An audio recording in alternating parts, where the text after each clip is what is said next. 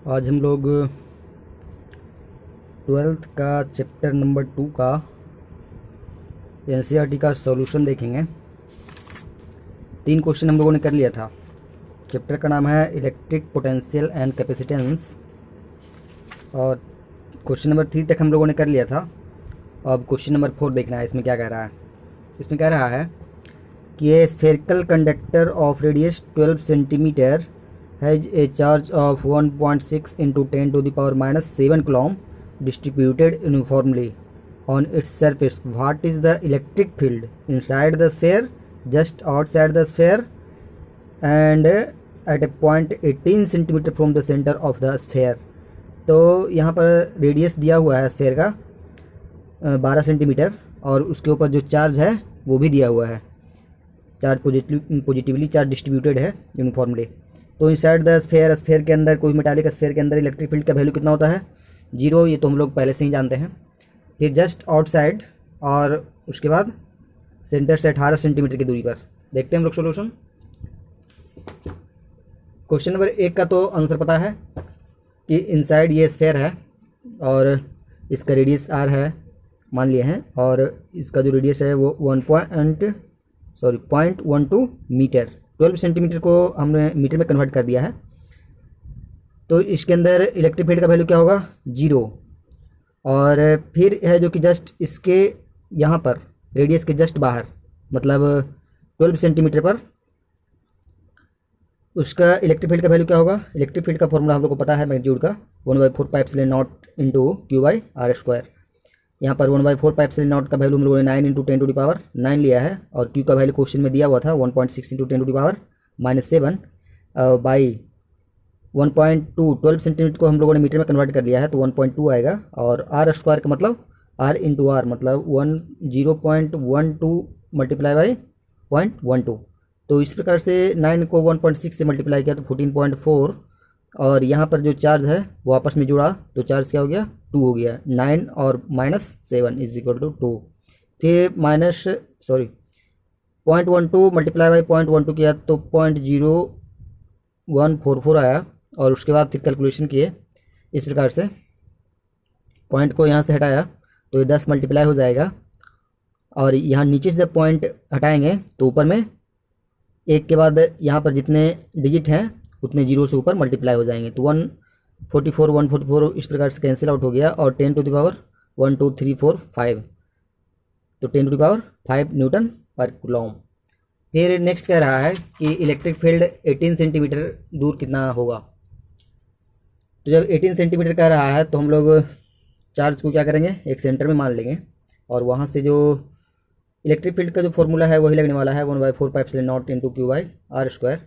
और यहाँ पर इसका वैल्यू फिर हम लोग उतना ही लिया है, और सिर्फ चेंज कहाँ आया है? 1 जो 0.12 था उसकी जगह पर 0.18 हो गया। इस प्रकार से जब कैलकुलेशन किए यहाँ पर 0.18 और 0.18 मल्टीप्लाई हुआ तो 0.324 आया, और इस प्रकार से 9 मल्टीप्लाई बाई 1.6 हुआ, और फिर पावर ऊपर में क्या हो गया? जुड़ गया। तो यहाँ पर फिर कैलकुलेशन करके इस प्रकार से आया है। यहाँ पर जब नीचे में जब पॉइंट को हटाएंगे तो ऊपर में जितने डिजिट रहते हैं पॉइंट के बाद उतने जीरो से मल्टीप्लाई होते हैं 1 के बाद। तो इस प्रकार से कैलकुलेशन किया तो यहाँ पर 4.4 × 10⁻⁴ न्यूटन पर कूलॉम आया। ठीक है, कैलकुलेशन तो हार्ड है नहीं। फिर नेक्स्ट क्वेश्चन देखते हैं, क्वेश्चन नंबर 2.5। क्वेश्चन में क्या कह रहा है? नेक्स्ट क्वेश्चन कह रहा है कि a parallel plate capacitor with air between the plates has a capacitance of 8 picofarad, और 1 पिकोफराड = 10⁻⁻12 फराड होता है। What will be the capacitance if the distance between the plates is reduced by half and the space between them is filled with the substances of dielectric constant 6? मतलब इसमें कह रहा है कि एक पैरेलल प्लेट कैपेसिटर है और जब उसके बीच में हवा भरा हुआ रहता है तो उसका कैपेसिटेंस है 8 पिकोफराड का, और उसके बाद दूसरी परिस्थिति में कह रहा है कि यदि दोनों के बीच के डिस्टेंस को हाफ कर दिया गया है घटा करके, और उसके बीच में एक डाइलेक्ट्रिक को रख दिया गया है जिसका वैल्यू क्या है? 6 है, तो इसके कैपेसिटेंस पर क्या प्रभाव पड़ेगा? तो देख लेते हैं हम लोग। तो यहाँ पर जो कि ये है जो कि एक पैरेलल प्लेट कैपेसिटर है, और इसका कैपेसिटेंस हम लोगों ने C0 मान लिया है इनिशियली जो कैपेसिटेंस था, और वो क्वेश्चन में दिया था कि 8 पिको फराड है, और उसको जब हम लोगों ने फराड में कन्वर्ट किया है तो कितना से मल्टीप्लाई करना पड़ेगा, 10⁻⁻12 से। तो जो पहले प्लेट कैपेसिटर होता है उसका कैपेसिटेंस का फॉर्मूला क्या होता है, epsilon naught A by D, epsilon naught into A by D. D दोनों के बीच का डिस्टेंस है, और ए है वो जो दोनों प्लेट होते हैं उस दोनों का एरिया होता है, प्रत्येक प्लेट का एरिया। तो यहाँ पर से जो सी नोट है कैपेसिटेंस का, जो इनिशियली कैपेसिटेंस है कैपेसिटर का, वो 8 × 10⁻⁻12 है, is equal to epsilon naught A by epsilon naught into A by d. इसको इक्वेशन नंबर 1 मान लेते हैं, और उसके बाद क्वेश्चन के अनुसार से जो ये जो प्लेट था दोनों के बीच का डिस्टेंस इसको घटा करके आधा कर दिया गया है, तो इसको डिस्टेंस को डी' मान लिए हैं, और वो जो पहले था डी उसका आधा कर दिया गया है, और उसके बाद उसके बीच में एक डाइलेक्ट्रिक डाल दिया गया है जिसका वैल्यू 6 है। तो फिर इसके उस अनुसार से फिर कैपेसिटेंस क्या हो जाएगा, बदल जाएगा, और उसके बाद क्या हो जाएगा के into epsilon naught A by D dash. यहाँ पर डी डैश की जगह पर क्या है, के की जगह पर यहाँ पर क्या डालेंगे 6, जो कैपेसिटेंस है डाइलेक्ट्रिक कांस्टेंट उसे के की जगह पर क्या 6 क्वेश्चन में दिया हुआ था, और डी/2 जब 2 नीचे जाएगा तो ऊपर मल्टीप्लाई हो जाएगा, तो ये 6 और ये 2 मल्टीप्लाई होकर 12 हो गया, और epsilon naught into A by D का वैल्यू हम लोगों ने पहले ही देख रखा है, वो कितना होता है 8 × 10⁻⁻12 है। तो फिर 12 और 8 मल्टीप्लाई किया गया तो 96 × 10⁻12 फराड। यदि हम लोग चाहें तो इतना आंसर लिख सकते हैं, नहीं तो अगर इसको पिको फराड में करना है तो क्या हो जाएगा 10⁻⁻12 से डिवाइड कर देंगे तो 96 पिको फराड आंसर आ गया। फिर जो कि नेक्स्ट क्वेश्चन देखते हैं, क्वेश्चन नंबर 2.6। इसमें क्या कह रहा है 2.6 में 3 capacitor each of capacitance 9 picofarad are connected in series. तो ये में कह रहा है कि what is the total capacitance of the combination, और बी में कह रहा है कि what is the potential difference across each capacitor if the combination is connected to a 120 volt supply. तो दिया हुआ इसमें क्या है वो पहले लिख लेंगे, 9 पिकोफराड इसका कैपेसिटेंस दिया हुआ है, और दोनों के बीच जो पोटेंशियल डिफरेंस है वो 120 वोल्ट दिया गया है, सप्लाई किया गया है। सबसे पहले हम लोग एनसीईआरटी का सॉल्यूशन कर लेंगे, उसके बाद फिर जो जेईई का और नीट का है क्वेश्चन उसको भी हम लोग देखेंगे। तो क्वेश्चन में क्या क्या दिया हुआ था वो पहले लिखेंगे। क्वेश्चन में दिया हुआ था कि एक सीरीज में कम्बिनेशन है 3 कैपेसिटर का इस प्रकार से, और इस प्रकार से चित्र में जो दिया हुआ है, एक का कैपेसिटेंस C1 मान लिए हैं, दूसरे का C2, तीसरे का C3, और जो पोटेंशियल हो जाएगा दोनों के बीच का वो V1, V2, V3, ये हम बाद में देखेंगे कि बराबर है या अलग अलग है। दोनों के बीच का जो पोटेंशियल डिफरेंस है वो कितना दिया हुआ है 120।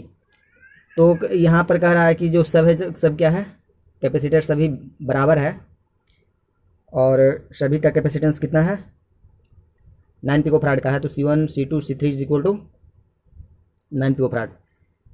तो इसका इक्विवेलेंट कैपेसिटेंस क्या होगा, तो इक्विवेलेंट कैपेसिटेंस का फॉर्मूला हम लोग को पता है 1/C equivalent is equal to 1/C1 + 1/C2 + 1/C3। Formula पहले हम लोग देख ही चुके हैं, तो इस प्रकार से 1/9 + 1/9 + 1/9 इज इक्वल टू 1/3 हो जाएगा, या 3 और 9 कटेगा तो 1/3, और 1/3 is equal to 1/C equivalent. तो C equivalent is equal to क्या हो जाएगा 3 पिकोफराड। फिर जो नेक्स्ट में कह रहा है इसका पोटेंशियल क्या होगा प्रत्येक कैपेसिटर के बीच में, तो इसका जो चार्ज होगा, चार्ज कितना होगा इसके ऊपर C इक्विवेलेंट इंटू V। तो C कितना है 3 पिकोफराड है, और जो वोल्टेज है 120 है, तो इस प्रकार से जो चार्ज हो जाएगा वो 360 हो जाएगा। फिर पोटेंशियल डिफरेंस बारी बारी से सभी निकालेंगे, सभी कैपेसिटर के क्रॉस पोटेंशियल डिफरेंस क्या है। तो जो पोटेंशियल डिफरेंस क्रॉस C1 माने थे, कैपेसिटर C1 के क्रॉस जो पोटेंशियल माने थे उसको V1 माने थे, और वो क्या होता है चार्ज बाई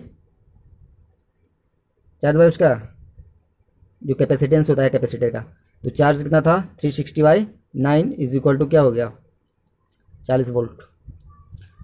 जो चार्ज है बाई उसका कैपेसिटेंस, ये होता है पोटेंशियल डिफरेंस, पोटेंशियल का फॉर्मूला।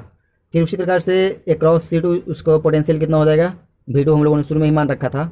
और उसी प्रकार से यहाँ पर भी 360/9 ही होगा, और यहाँ पर भी जो पोटेंशियल आएगा वो कितना आएगा, 40 वोल्ट ही आएगा।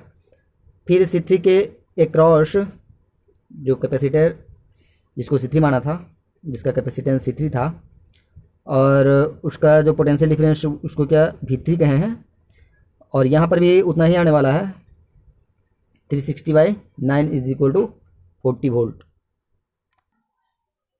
लाइट चली गई थी तो यहाँ पर शायद दिख रहा होगा। जो पोटेंशियल डिफरेंस आया है सभी कैपेसिटर के बीच में वो इक्वल आया है, और कितना है, 40 वोल्ट। ठीक है, नेक्स्ट क्वेश्चन अब देखेंगे नेक्स्ट टाइम। Thank you.